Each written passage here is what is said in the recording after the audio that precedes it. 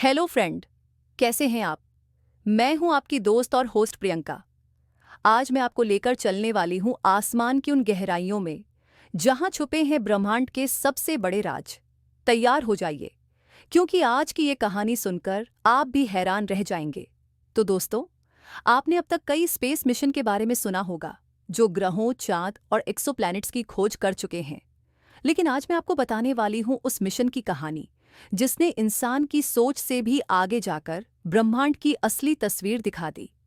जी हां, मैं बात कर रही हूं नासा के ऐतिहासिक वॉयेजर मिशन की, जिसने वो कर दिखाया जिसकी साइंटिस्ट सिर्फ कल्पना ही कर सकते थे। वॉयेजर मिशन की शुरुआत हर स्पेस मिशन की एक उम्र होती है, क्योंकि हर रॉकेट का फ्यूल एक लिमिट तक ही चलता है।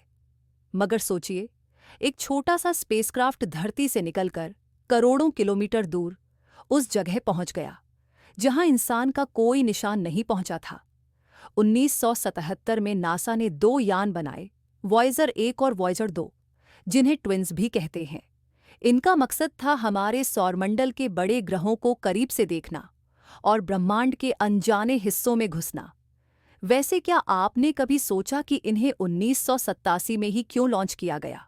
असल में उस साल सारे बड़े ग्रह जुपिटर, सैटर्न, यूरेनस, नेपच्यून एक लाइन में आ रहे थे, और ऐसा मौका 176 साल में एक बार ही आता है। नासा ने इसी खास संयोग का फायदा उठाया और वॉयेजर मिशन को ग्रेविटी असिस्ट से आगे बढ़ाया।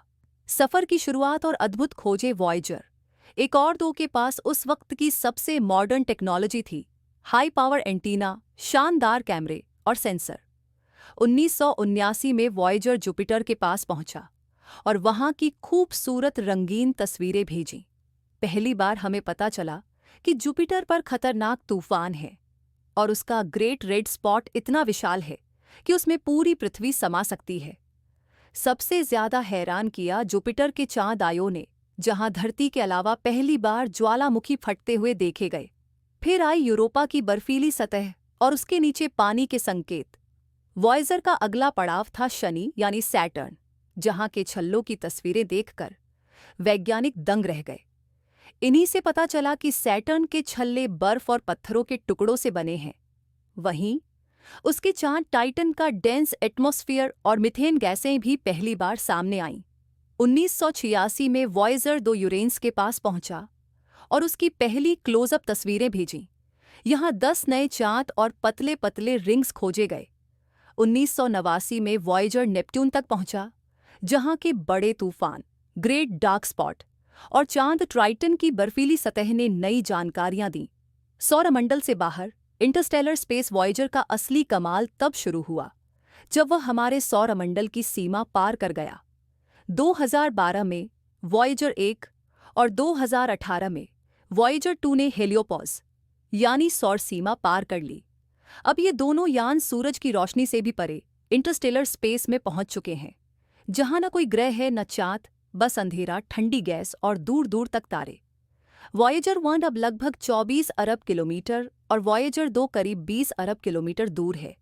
इतने लंबे सफर के बाद भी ये यान अब भी धरती से संपर्क में है, हालांकि अब इनके संदेश बहुत कमजोर हो चुके हैं और एक सिग्नल आने जाने में 22 घंटे लग जाते हैं। क्या वॉयेजर अब भी जिंदा है? जी हां, अभी भी वॉयेजर के कुछ उपकरण जैसे magnetometer, plasma wave sensor data भेज रहे हैं। इनका पावर सोर्स है प्लूटोनियम 238, जो अब लगभग खत्म होने की कगार पर है। इसीलिए कई उपकरण बंद किए जा चुके हैं ताकि जितना ज्यादा समय तक डाटा भेजा जा सके। वैज्ञानिक मानते हैं कि 2025 के आखिर या 2026 की शुरुआत तक वॉयेजर पूरी तरह साइलेंट हो जाएगा, लेकिन तब भी यह अरबों सालों तक अंतरिक्ष में उड़ता रहेगा जब तक किसी चीज से टकरा नहीं जाता।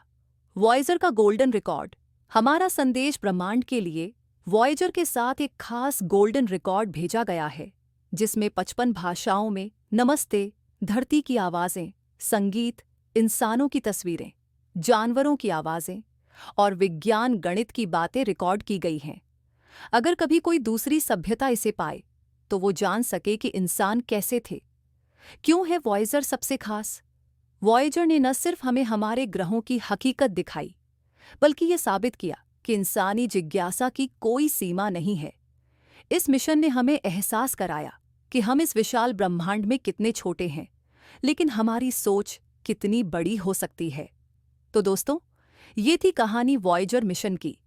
आपको यह सफ़र कैसा लगा? क्या आपको लगता है भविष्य में हम इससे भी आगे जा सकेंगे? अपनी राय कमेंट करके ज़रूर बताएं। और अगर आपको हमारी ये कहानी पसंद आई हो तो लाइक और सब्सक्राइब करना बिल्कुल न भूलें। मैं थी आपकी दोस्त और होस्ट प्रियंका। फिर मिलूंगी एक नई कहानी के साथ। धन्यवाद।